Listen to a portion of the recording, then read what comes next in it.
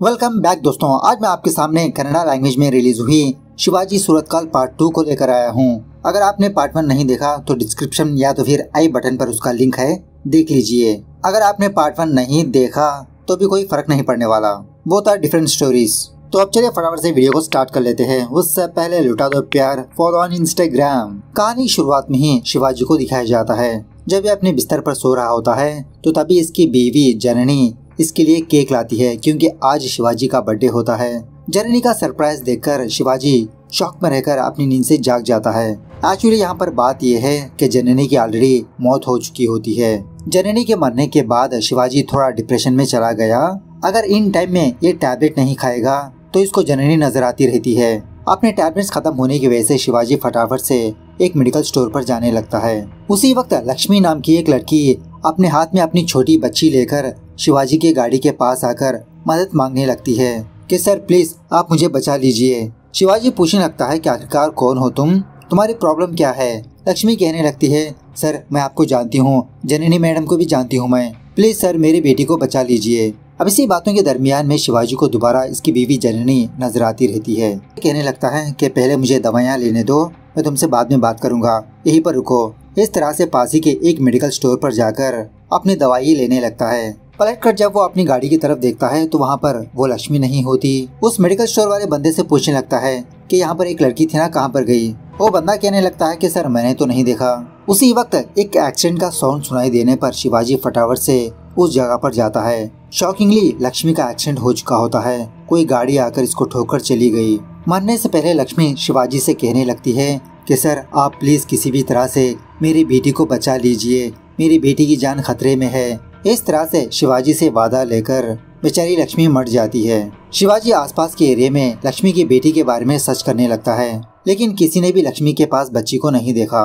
मायूस होकर जब वो वापस अपनी गाड़ी के पास आता है तो इसकी गाड़ी में लक्ष्मी की बेटी होती है। मतलब मरने से पहले लक्ष्मी ने अपनी बेटी को शिवाजी की गाड़ी में रखकर चली गई थी। इस बच्चे को देखकर शिवाजी अपना एक छोटा सा फ्लैशबैक याद करने लगता है। जब शिवाजी की बीवी प्रेग्नेंट थी तो वो किसी ऑर्फनेज पर जाकर चैरिटी वगैरह का काम किया करती थी। उसी जगह पर इसकी मुलाकात लक्ष्मी से हुई थी। लक्ष्मी जननी से कहने लगती है कि दीदी मैं आपसे बहुत ही इंस्पायर हूँ, आपकी चैरिटी को देखकर मैं भी मदद करने लगी हूँ। खैर इसके बाद शिवाजी अपनी सासू माँ को कॉल करके इस बच्ची के बारे में बताते हुए कहने लगता है कि मैं इस बच्ची को गोद लेने वाला हूँ, आप मेरे पास आ जाइए। तो इसकी सासू माँ भी बहुत खुश होने लगती है।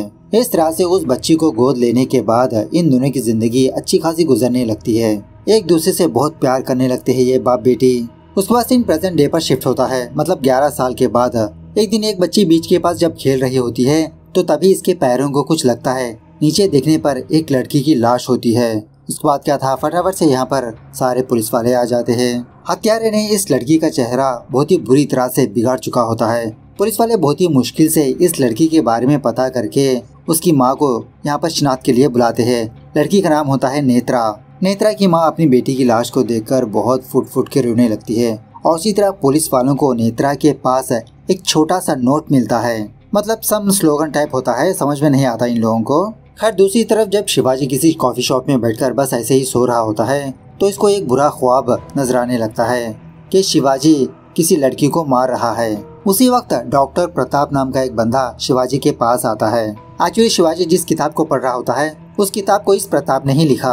अपने बारे में इंट्रोडक्शन करते हुए कहने लगता है कि मैंने एक किताब को लिखा, उसमें ये एक्सप्लेन किया कि बुरे सपने किस लिए आते हैं, उनकी वजह क्या है। शिवाजी कहने लगता है कि सर कुछ दिनों से मुझे भी एक बुरा सपना आ रहा है कि मैं किसी मॉडल को मार रहा हूँ। प्रताप कहने लगता है कि it's not a big deal, आपकी जिंदगी तो केसेस में गुजरी है ना, सो वही रिफ्लेक्शन है वो बुरे सपने। और वैसे भी इसके बारे में और कुछ ज्यादा जानकारी हासिल करनी हो तो आप मुझसे आकर पर्सनली मिलिए। इस तरह से अपना विजिटिंग कार्ड भी देने लगता है। उसके बाद जब शिवाजी अपनी बेटी के साथ अच्छा खासा टाइम स्पेंड कर रहा होता है तो उसी वक्त शिवाजी का असिस्टेंट शिवाजी के पास आकर कहने लगता है कि सर डीसीपी मैडम ने आपको बुलाया है। मैंने कहा उनको आप लीव में है फिलहाल, लेकिन शायद कुछ अर्जेंट केस है इसीलिए आपको बुला रही है। मतलब लगता है हाई प्रोफाइल केस। इसी दरमियान में शिवाजी को दोबारा जननी नजर आने पर वो फटाफट से अपनी दवाइयाँ खाने लगता है। बाद में शिवाजी डीसीपी के पास जाता है। डीसीपी के पास एक डॉक्टर बैठा होता है। कहने लगता है कि सर मेरी बेटी का नाम निधि है, वो मिस हो चुकी है। कुछ दिनों पहले वो अपने दोस्तों के साथ एक छोटी सी ट्रिप पर गई थी, वहीं पर वो मिसिंग हो गई सर। प्लीज सर, आप ही मेरी बेटी को फाइंड आउट कर सकते हो। शिवाजी कहने लगता है, अरे सर फिलहाल तो मैं लीव पर हूँ। डीसीपी मैडम ये केस दूसरे पुलिस वाले को सौंप देंगी, आप फिक्र मत करिए, आपकी बेटी मिल जाएगी। लेकिन डीसीपी और वो डॉक्टर शिवाजी से बहुत रिक्वेस्ट करने लगते हैं, तो फाइनली शिवाजी मान जाता है इस केस को टेकअप करने के लिए। उसके बाद शिवाजी अपने असिस्टेंट के साथ निधि के सोशल मीडिया अकाउंट्स को चेक करने लगता है। तो शिवाजी ये ऑब्जर्व करता है कि निधि अपने दोस्तों के साथ ट्रिप पर जाकर वहाँ पर कुछ फोटोज खिंचवाया था, और एक फोटो के रिफ्लेक्शन में शिवाजी ये देखता है कि कोई बंदा निधि को फॉलो कर रहा था, चुप चुप के उसकी फोटोज खींच रहा था। तो शिवाजी अपने असिस्टेंट के साथ उस जगह पर जाता है जहाँ पर निधि और उसके दोस्त आए थे। वो उस एरिया में महेश नाम का एक इंस्पेक्टर होता है। शिवाजी को यहाँ पर देखकर ये बहुत खुश होने लगता है, मतलब शिवाजी का फैन होता है ये, और चांस मांगने लगता है कि मैं आपके अंडर में एक बार काम करना चाहता हूँ सर। शिवाजी कहने लगता है कि हम इसके बारे में बाद में बात करते हैं, पहले इस केस को डील करते हैं चलो। इस तरह से थोड़ा बहुत पूछताछ करने लगते हैं निधि के दोस्तों से, होटल वालों से। शिवाजी को ये बात पता चलती है कि जब निधि अपने दोस्तों के साथ थी तो रिसेप्शन के पास निधि के लिए एक फोन आया था। उस फोन में बात करने के बाद निधि घबराते हुए कहीं पर चली गई। तो शिवाजी और उसकी टीम भी उसी रास्ते से गुजरने लगते हैं। थोड़ा आगे जाने के बाद एक चेक पोस्ट नजर आता है। निधि के बारे में पूछने लगते हैं। कॉन्स्टेबल्स कहने लगते हैं, हाँ सर, एक लड़की अपनी गाड़ी लेकर यहाँ से गुजर गई। शिवाजी सोचने लगता है कि जिसका मतलब 3 बजे निधि इस चेक पोस्ट को क्रॉस किया और 4 बजे अपने फादर को वॉइस नोट भेजा कि पापा मुझे बचा लो। इस 1 घंटे के दरमियान में ही निधि के साथ कुछ हुआ होगा। क्या हुआ होगा उसके साथ? आखिरकार निधि अकेले कहाँ पर गई थी? और थोड़ा आगे जाने के बाद शिवाजी को निधि की रिंग नजर आती है। मतलब शिवाजी ने एक फोटो में इसी रिंग को देखा था। निधि जंगल के रास्ते जाने लगी थी, और थोड़ा आगे जाने के बाद इसको निधि का बाल भी नजर आता है। शिवाजी समझ जाता है कि निधि इसी जंगल में आने के बाद किसी ने उसको किडनैप कर लिया। इस तरह से निधि को तलाश करते करते फाइनली रात हो जाती है। उसी वक्त शिवाजी की बेटी शिवाजी को कॉल करके बहुत गुस्सा करने लगती है कि आप तो मुझे छोड़कर चले गए, अब मुझे कौन कहानी सुनाएगा। फोन में ही शिवाजी अपनी कहानी सुनाने लगता है। एक्चुअली शिवाजी का फादर एक पुलिस वाला होता है, शिवाजी के फादर का एक लॉयर फ्रेंड होता है। ये दोनों यही डिसाइड कर लेते हैं कि शिवाजी की शादी उसकी बेटी से कर देंगे। एक दिन जब शिवाजी मंदिर के पास जाता है तो उसी मंदिर में जानकी को देखता है, जो एक छोटे पप्पी को बहुत ही प्यार कर रही थी। लेकिन उस लॉयर की बेटी उस छोटे पप्पी को बहुत ही दूर ढकेल देती है। शिवाजी जननी को देखकर इसको पहली नजर में प्यार हो जाता है। बाद में इन दोनों के बीच दोस्ती वोस्ती होती है, प्यार व्यार होता है, शादी भी करने का डिसाइड करते हैं। लेकिन ये बात शिवाजी के फादर को बिल्कुल भी पसंद नहीं आती। एक बार तो जननी को वार्न भी कर देता है। इस तरह से जब शिवाजी अपनी बेटी को कहानी सुना रहा होता है तो तभी शिवाजी को कोई चीज नजर आने पर फटाफट से अपना फोन कट करके वहाँ पर तलाश करने लगता है। देखता है उस जगह पर निधि का चप्पल है, और थोड़ा आगे जाने के बाद एक बोर्ड लगा होता है कि अंदर एंटर होना मना है, मतलब it's not a visiting place. लेकिन इसके बावजूद भी शिवाजी और उसकी टीम मेंबर्स गेट ओपन करके अंदर जाने लगते हैं। तो किसी जगह पर इन लोगों को निधि की लाश नजर आती है, सेम उसी हालत में, चेहरा बहुत ही बुरी तरह से जला हुआ। निधि की डेड बॉडी के पास ही एक छोटा सा मेकअप किट भी होता है। शिवाजी अपने असिस्टेंट से कहने लगता है कि ये मेकअप किट निधि का नहीं हो सकता, क्योंकि ऐसे मेकअप किट्स बड़े बड़े मॉडल्स ही यूज करते हैं। शिवाजी इमेजिनेशन करने लगता है कि किस तरह से किलर ने निधि को मारा होगा, मतलब यहाँ पर कैसे बुलाया होगा, कैसे टॉर्चर किया होगा। निधि के मुंह में एक छोटा सा नोट भी होता है। एक्चुअली इस पेपर में कुछ स्लोगन्स वगैरह होते हैं। उसके बाद शिवाजी निधि के फादर को कॉल करके सब कुछ सुनाने लगता है। बेचारा निधि का फादर बहुत दुखी होने लगता है, और इसी तरह ये भी कहने लगता है कि सर आप किसी भी तरह से उस हत्यारे को पकड़ लीजिए, ऐसे बंदे बचना नहीं चाहिए। दूसरे दिन शिवाजी जब वापस जा रहा होता है तो इसका असिस्टेंट शिवाजी से नेत्रा की केस के बारे में सुनाने लगता है कि कुछ दिनों पहले ऐसी ही एक लड़की की हत्या हुई। तो शिवाजी और उसका असिस्टेंट नेत्रा के घर पर जाकर उसकी माँ से मुलाकात करने लगते हैं। नेत्रा की माँ कहने लगते हैं कि एक्चुअली मेरी बेटी की शादी होकर वो अपने पति से डिवोर्स ले लिया था। एक दिन जब मेरी बेटी वापस घर पर नहीं आई तो मैं दूसरे दिन पुलिस स्टेशन पर जाकर कंप्लेंट दे दिया। उसी वक्त मुझे नेत्रा की मौत की खबर मिली सर। शिवाजी अपने असिस्टेंट से कहने लगता है कि नेत्रा और निधि के बीच कोई ना कोई कनेक्शन जरूर है, तुम पता करो कि इन दोनों के बीच ऐसा कौन सा कॉमन पॉइंट है। नेत्रा की माँ शिवाजी को वो नोट दिखाने लगती है जो नेत्रा के पास मिला था। तो इसमें भी कुछ अजीब के स्लोगन्स लिखे होते हैं। और थोड़ा डिटेल से पूछने पर एक और भी बात पता चलती है कि नेत्रा और निधि मिसिंग होने से पहले उन दोनों के फोन्स मिस हो गए थे। शिवाजी समझ जाता है कि पहले वो किलर लड़कियों का फोन चुराकर उनका फोन देने के लिए किसी दूसरी जगह पर बुलाकर उनका किडनैप कर लिया, बाद में टॉर्चर करके मार दिया। उसके बाद शिवाजी का असिस्टेंट शिवाजी के पास आकर ये कहने लगता है कि सर ये नेत्रा और निधि की एक कॉमन फ्रेंड है, उसका नाम है पूजा। उस पूजा से इंक्वायरी करने का डिसाइड करता है। डेड बॉडीज के पास जो नोट्स मिले होते हैं उन नोट्स को लेकर शिवाजी अपने फादर के पास जाता है, क्योंकि इसके फादर पुराणों के बारे में थोड़ा बहुत जानता होता है। शिवाजी का फादर इन श्लोकम्स को पढ़ने के बाद पुराणों का एक कैरेक्टर के बारे में शिवाजी को सुनाने लगता है कि वो बंदा अपना बदला पूरा करने के लिए किसी भी हद तक जा सकता है, क्रूरता की हदें पार किया कर देता था। शिवाजी सोचने लगता है कि जिसका मतलब इस किलर के अंदर भी कोई बदले की आग भड़क रही है, अपने बदले को मिटाने के लिए लड़कियों को मार रहा है। अब इसी बातों ही बातों में शिवाजी का फादर शिवाजी से बहुत ही प्यार से बात करने की कोशिश करने लगता है, मतलब अपना बनाने की कोशिश करने लगता है। लेकिन शिवाजी अपने फादर से बहुत नफरत करने लगता है। बात यह है कि जब शिवाजी ने जननी की बात अपने फादर से शेयर की तो शादी के लिए इसका फादर टोटली मना कर दिया, क्योंकि जननी की कैस्ट दूसरी है, अपने घर से बाहर धक्का दे दिया था। बाद में शिवाजी जननी से रजिस्टर मैरिज करके एक नई लाइफ की शुरुआत की। प्रेजेंट डे पर शिवाजी वापस अपने घर पर आने पर इसकी बेटी बहुत खुश होने लगती है।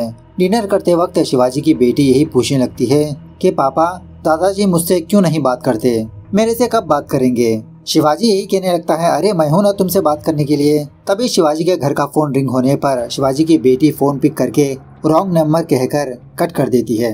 दूसरे दिन शिवाजी जब अपने ऑफिस पर आता है तो सारे मीडिया वाले शिवाजी को घेरकर काफी सारे सवालात पूछने लगते हैं।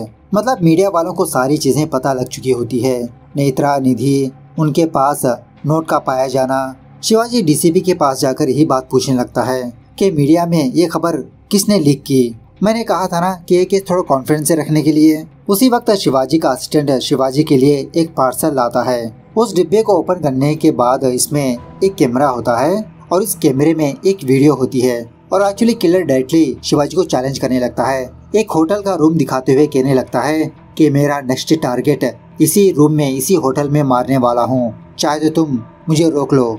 ये वीडियो देखकर शिवाजी तो शॉक में रह जाता है कि किलर मुझसे ओपनली चैलेंज कर रहा है और वो भी पुलिस स्टेशन के पास आकर। बाद में फटाफट से माइकल नाम के एक हैकर को बुलाकर उस वीडियो को दिखाते हुए ये फाइंड आउट करने के लिए कहता है कि ऐसी रूम किस होटल में है। तो वो माइकल बहुत ही मुश्किल से उस होटल का पता कर लेता है। वो होटल शिवाजी से बहुत ही दूर होता है, जिस वजह से शिवाजी विनोद नाम के एक बंदे को फोन करके फटाफट से उस होटल के पास जाकर सिक्योरिटी बढ़ाने के लिए कहता है, चेकिंग करने के लिए कहता है। सो विनोद उस होटल के पास जाकर स्पेशली रिसेप्शन वाले बंदे से कहने लगता है कि उस रूम में किसी को भी जाने मत देना। थोड़ी देर के बाद उस जगह पर एक मॉडल आकर थोड़ा डांस वांस करने लगती है, मतलब एक छोटी सी पार्टी होती है वहाँ पर। अब ये विनोद बंदा अपना काम भूलकर उस पार्टी में बिजी हो जाता है। शिवाजी बार बार विनोद को कॉल करते रहता है, लेकिन विनोद को इसका कोई ध्यान ही नहीं होता। फाइनली शिवाजी और उसका असिस्टेंट विनोद के पास जाकर इसको बहुत डांटने लगता है। विनोद भी कहने लगता है कि सर उस रूम में अभी तक कोई भी नहीं आया। उसी वक्त मीडिया वाले यहाँ पर पहुंचकर शिवाजी से सवालात करने लगते हैं कि हमने सुना है कि उस रूम में किसी का कत्ल होने वाला है। शिवाजी पूछने लगता है कि ये खबर आपको किसने दी। मीडिया वाले कहने लगते हैं कि किसी अनजान बंदे ने हमको कॉल करके बताया। तो शिवाजी सारे मीडिया वालों को क्लियर करके फटाफट से उस रूम में जाता है चेकिंग करने के लिए। लेकिन ये रूम तो बहुत ही साफ सुथरा होता है, मतलब कोई मर्डर वर्डर नहीं होता। तभी वॉशरूम से किसी का फोन रिंग होने पर विनोद वॉशरूम पर जाता है फोन पिकअप करने के लिए। उसी वक्त शिवाजी विनोद को रोकने लगता है कि उस फोन को पिक मत करो, लेकिन फोन पिक करते ही एक छोटा सा ब्लास्ट होकर विनोद की मौत हो जाती है। मतलब ये सारी चीजें विदिन सेकंड में हो जाती है। उसी वक्त वो हत्यारा शिवाजी को कॉल करके कहने लगता है कि मैं 2 और लोगों को मारने वाला हूँ, चाहे तो रोक लो। खैर दूसरे दिन शिवाजी वो पुलिस वाला महेश को अपने पास बुलाकर कहने लगता है कि तुम्हारी विश थी ना कि तुम मेरे साथ काम करो, अब मौका मिला है मेरे साथ काम करने के लिए, और वैसे भी मेरे साथ बाद में काम कर लेना। पहले मुझे ये बताओ कि तुमने नेत्रा, निधि और विनोद को क्यों मारा। तुम्हारे रिलेटेड मेरे पास सबूत भी है। इस तरह से शिवाजी महेश को गिरफ्तार करके मीडिया वालों को भी बता देता है कि हत्यारा पकड़ा गया। बाद में डीसीपी के पास जाकर प्रोड्यूस करने लगता है। बेचारा महेश यही कहने लगता है कि अरे सर मैंने किसी को नहीं मारा, मैं बेगुनाह हूँ। शिवाजी कहने लगता है अरे चिल यार, मैं तो बस तुमसे मजाक कर रहा था, मुझे पता है तुमने किसी को नहीं मारा, बस एक छोटा सा ड्रामा है मेरा। अगर ये खबर मीडिया में फैल गई कि हमने हत्यारे को पकड़ लिया तो हत्यारा इस चीज को झूठा साबित करने के लिए हड़बड़ाई में एक और हत्या करेगा, गलती करेगा, तब उसे हम दबोच लेंगे, उसकी गलती हमारा सबूत बनेगी। इस तरह से किलर के नेक्स्ट मूव के लिए इंतजार करते रहते हैं। रात के समय एक लड़की पुलिस स्टेशन को कॉल करके ये कहने लगती है कि शिवाजी, मेरी जान आप ही बचा सकते हो, प्लीज मेरी जान को बचा लीजिए। इस आवाज को सुनने के बाद शिवाजी का असिस्टेंट कहने लगता है कि सर, मैंने इस आवाज को कहीं पर सुना हुआ है। शिवाजी बार बार उसी रिकॉर्डिंग को सुनते रहता है तो तभी ये ऑब्जर्व करता है कि बैकग्राउंड में कोई बंदा समोसे बेच रहा है, शायद हत्यारा ट्रेन में है, वो लड़की भी ट्रेन में है। माइकल से कहने लगता है कि उस लड़की का फोन नंबर ट्रैक करो, पता करना होगा कि वो लड़की किस स्टेशन पर है। शिवाजी का असिस्टेंट याद करके कहने लगता है, अरे सर, ये तो हीरोइन पूजा गांधी की वॉइस है। माइकल कहने लगता है कि पूजा गांधी तो आपने मूवी में डबिंग करवाया था, उनको कन्नड़ा नहीं आती। शिवाजी ये पता करने के लिए कहता है कि पूजा गांधी को जिस लड़की ने डबिंग किया उसका पता करो। थोड़ी देर के बाद पता लगा ही लेते हैं, वो लड़की और कोई नहीं पंकजा जोशी होती है।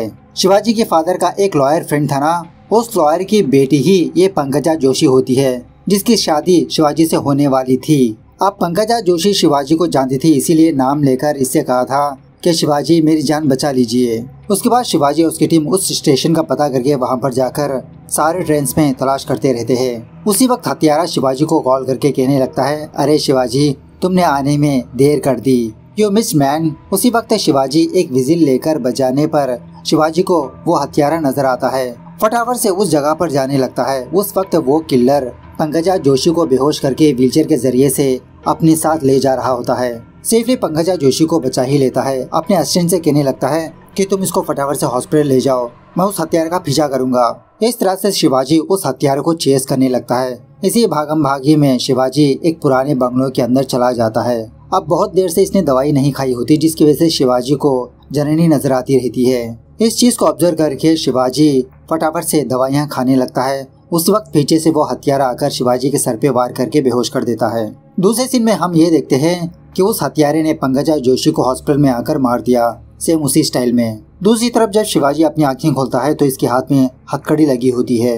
पुलिस वाले शिवाजी को गिरफ्तार कर चुके होते हैं पंकजा जोशी के मर्डर केस में। शिवाजी पूछने पर पुलिस वाले ये बताने लगते हैं कि पंकजा जोशी मरने से पहले उस किलर का होलिया बताया था, हमने स्केच बनवाई थी, तो वो स्केच तुम्हारे चेहरे से मैच करती है शिवाजी, सो तुम ही कातिल हो। शिवाजी कहने लगता है, अरे सर, जब मैंने पंकजा जोशी को बचाया था उस वक्त वो नशे में थी, लास्ट बार उसने मुझे देखा, इसीलिए मेरा चेहरा उसके दिमाग में बस चुका है। आप मुझे बस 2 दिन का टाइम दीजिए, मैं उस हत्यारे को पकड़ लूंगा। वो एक और इंसान को मारने वाला है, उससे पहले हमें उसे पकड़ना होगा। हायर ऑफिसर्स कहने लगते हैं कि हम तो तुम्हें नहीं छोड़ सकते, लेकिन तुम्हें हाउस अरेस्ट कर सकते हैं। इस तरह से उसके घर में बंद कर देते हैं। शिवाजी अपने घर में बैठे ही इस केस की इन्वेस्टिगेशन करने लगता है। शिवाजी अपने टीम मेंबर्स को अपने घर पर बुलाकर यही कहने लगता है कि इन सारी हत्याओं में कोई न कोई एक कॉमन पॉइंट जरूर है। अगर हम उस चीज को फाइंड आउट कर लेंगे तो ऑटोमेटिकली किलर का भी पता लग सकता है। शिवाजी का असिस्टेंट कहने लगता है कि सर, जब पहली बार नेत्रा का मर्डर हुआ था उस वक्त उसका फादर पुलिस स्टेशन पर आकर बहुत हंगामा किया।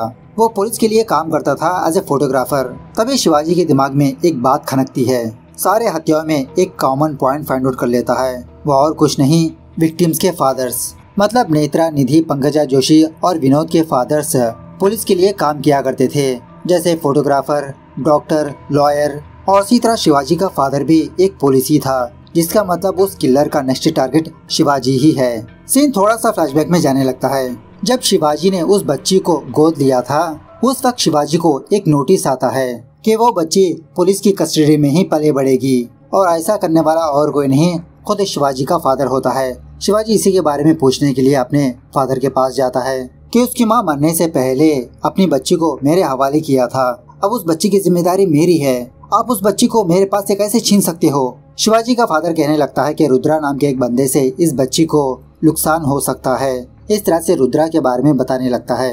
एक्चुअली रुद्रा बचपन से ही एक अजीब की मेंटालिटी से बड़ा हुआ, ब्लैक मैजिक की किताबें पढ़ता, गुमसुम रहता। एक दिन जब रुद्रा की माँ इस चीज को ऑब्जर्व करके इसको डांटने लगी तो रुद्रा अपनी माँ को धक्का देकर उसे मार देता है। पुलिस वालों की इन्वेस्टिगेशन में ये बात पता चलती है कि रुद्रा की माँ पैर फिसलकर नीचे गिरने पर इसकी मौत हो गई। कुछ साल गुजरने के बाद रुद्रा अच्छे से पढ़ाई करके एक प्रोफेसर बना। उसके बाद लक्ष्मी नाम की एक लड़की से प्यार करके उसके साथ शादी कर ली। इन दोनों की एक बच्ची पैदा हुई, उसी का नाम होता है सिरी, जो फिलहाल शिवाजी के पास होती है। अब सिरी जब भी शरारत करती लक्ष्मी सिरी को मारती पीटती रहती है। ये देखकर रुद्रा को अपनी माँ के बारे में याद आता है कि इसकी माँ भी ऐसे ही मारा पीटा करती थी। तो रुद्रा लक्ष्मी को बहुत मारने पीटने लगता है कि तुम मेरी बेटी को कैसे मार सकती हो, मारने की भी धमकी देने लगता है। तो लक्ष्मी रुद्रा के खिलाफ पुलिस में कंप्लेन करने पर रुद्रा को पुलिस स्टेशन ले जाते हैं। पता चलता है कि इसकी दिमागी हालत ठीक नहीं, इसको एक मेंटल असाइलम में ज्वाइन करवा देते हैं। ट्रीटमेंट के दौरान एक दिन रुद्रा उस मेंटल असाइलम से भाग गया और शायद उसी दिन रुद्रा अपनी बेटी को हासिल करने के लिए लक्ष्मी के पास आया था। लक्ष्मी अपनी बेटी को लेकर भाग रही थी, शिवाजी के सामने आ गई। अपनी बेटी को बचाने के लिए लक्ष्मी सिरी को शिवाजी की गाड़ी में रख दिया और शायद बाद में रुद्रा ने लक्ष्मी को मार भी दिया। तो शिवाजी का फादर यही कहने लगता है कि जब तक ये केस क्लोज नहीं हो जाता वो बच्ची पुलिस के कस्टडी में ही रहेगी। शिवाजी इसके लिए मानता नहीं कि मैं भी तो एक पुलिस हूँ, मैं उस बच्ची को नहीं दूंगा। इस तरह से लीगली प्रोसीड होने लगता है। अब इसी दरमियान में शिवाजी का फादर और उसके टीम मेंबर्स रुद्रा को फाइंड आउट करके उसे पकड़ लेते हैं। कहने लगते हैं कि तुम अपना जुर्म कबूल कर लो कि तुमने ही लक्ष्मी को मारा। अगर ऐसा करोगे तो तुम्हारी सजा कम होगी, बाद में तुम जेल से बाहर आकर अपनी बेटी के साथ जिंदगी गुजार सकते हो। रुद्रा पेपर्स पर साइन करने के लिए रेडी भी हो जाता है। उसी वक्त ये देखता है कि इसकी बेटी की कस्टडी शिवाजी को चल गई, मतलब शिवाजी ने लीगली उस बच्ची को गोद ले लिया। समझ जाता है कि अब ये बच्ची तो इसकी नहीं रही। इस तरह से पुलिस कस्टडी से भाग जाता है। प्रेजेंट डे पर शिवाजी अपने टीम मेंबर से यही कहने लगता है कि जिन जिन लोगों ने रुद्रा से उसकी बेटी को छीना, रुद्रा अब उनके बच्चों को मार रहा है। उसका नेक्स्ट टारगेट मैं ही हूँ। अब तुम लोग मुझे ये बात बताओ, जब पंकजा जोशी हॉस्पिटल में थी उसने मेरी स्केच कैसे बनवाई, क्या हुआ था हॉस्पिटल में? तो महेश शिवाजी को सच बताने लगता है कि ये सब कुछ शिवाजी के फादर का खेल है। मतलब शिवाजी के फादर को ये बात पता लग जाती है कि रुद्रा शिवाजी के बेटे को मारने वाला है, इसीलिए शिवाजी के ऊपर झूठा केस लगाकर उसको उसके ही घर में कैद कर देता है फुल सिक्योरिटी के साथ। उसके बाद वो हत्यारा मतलब रुद्रा शिवाजी को कॉल करके कहने लगता है, अरे शिवाजी, तुम्हारे फादर ने तो तुम्हारी जान बचा ली लेकिन खुद का ख्याल नहीं रख पाए। तुम्हारे पिताजी मेरे कब्जे में है, फटाफट से मेरी बेटी मेरे हवाले कर दो। शिवाजी इसके लिए मान जाता है। अपने टीम मेंबर से कहने लगता है कि मुझे जाने दो, मुझे मेरे पिताजी को बचाना है। इस तरह से अपने घर जाकर अपनी बेटी को अच्छे से रेडी शेडी करने लगता है। इसी दरमियान में शिवाजी को जननी नजर आती है। कहने लगती है कि तुम हमारी बच्ची को कहाँ पर ले जा रहे हो, उसे मत ले जाओ, वो एक राक्षस है। लेकिन शिवाजी उस किलर के पास जाने लगता है। रास्ते के दरमियान में वो रुद्रा शिवाजी को कॉल करके उसकी गन और उसका फोन सड़क के पास फेंककर इसके पास आने के लिए कहता है। सो फाइनली शिवाजी सिरी को लेकर रुद्रा के प्लेस पर जाता है। तो सच में रुद्रा ने शिवाजी के फादर को अपने कब्जे में ले रखा होता है। जब वो रुद्रा अपना मास्क हटाता है तो वो और कोई नहीं डॉक्टर प्रताप होता है। भाई कुछ दिनों पहले शिवाजी से मुलाकात की थी, किताब लिखा था इसने। एक्चुअली शिवाजी इसके बारे में ऑलरेडी जानता होता है। जब पुलिस वाले मतलब शिवाजी के फादर ने रुद्रा को पकड़ा था उस वक्त रुद्रा पुलिस के कस्टडी से भाग गया था। तो एक पुलिस वाला रुद्रा पर फायर करने की वजह से एक सिलेंडर ब्लास्ट होने की वजह से रुद्रा का चेहरा जल जाता है। उसके बाद रुद्रा फॉरेन जाकर अपनी कॉस्मेटिक सर्जरी करवाई। इस सर्जरी के बाद रुद्रा कुछ मेकअप के सामान को इस्तेमाल करते रहता है। खैर अपनी बेटी से कहने लगता है कि बेटा मैं तुम्हारा असली पिताजी हूँ, मेरे पास आ जाओ। सिरी कहने लगती है मुझे पता है तुम मेरे पिताजी हो लेकिन मैं तुम्हारे पास नहीं आऊंगी। बात यह है कि सिरी जब जब शिवाजी के फादर से फोन में बात किया करती थी, शिवाजी के फादर ने सिरी को सब कुछ सच बता दिया था, रुद्रा के बारे में, लक्ष्मी के बारे में, शिवाजी के बारे में। अब सिरी ऐसे नाटक करने लगी थी कि शिवाजी के फादर से बात ही नहीं करती। रुद्रा शिवाजी के फादर पर गन पॉइंटेड करने लगता है कि मेरी बेटी को मेरे हवाले कर दो। लेकिन उसी वक्त शिवाजी अपनी गन लेकर उस पर फायर कर देता है। शिवाजी ने अपनी गन बाहर नहीं फेंकी थी, उस बच्चे के बैग में रख दिया था। शिवाजी को देखकर शिवाजी का फादर बहुत ही प्यार से इसके पास आने लगता है, माफी मांगने लगता है। लेकिन उसी वक्त रुद्रा दोबारा जिंदा होकर शिवाजी के फादर पर गोली चलाने पर वो मर जाता है। बाद में रुद्रा भी मर जाता है। अपने पिताजी को देखकर शिवाजी बहुत रोने लगता है कि उस हादसे के बाद इसके पिताजी बहुत बार शिवाजी से बात करने की कोशिश की लेकिन शिवाजी ने ही अपने पिताजी को इग्नोर करने लगा था। इस तरह से ये मूवी यहाँ पर दी एंड होती है। तो मूवी कैसे लगी कमेंट करके बताना जरूर। मिलते हैं अगली वीडियो में, तब तक take care, bye bye, see you soon.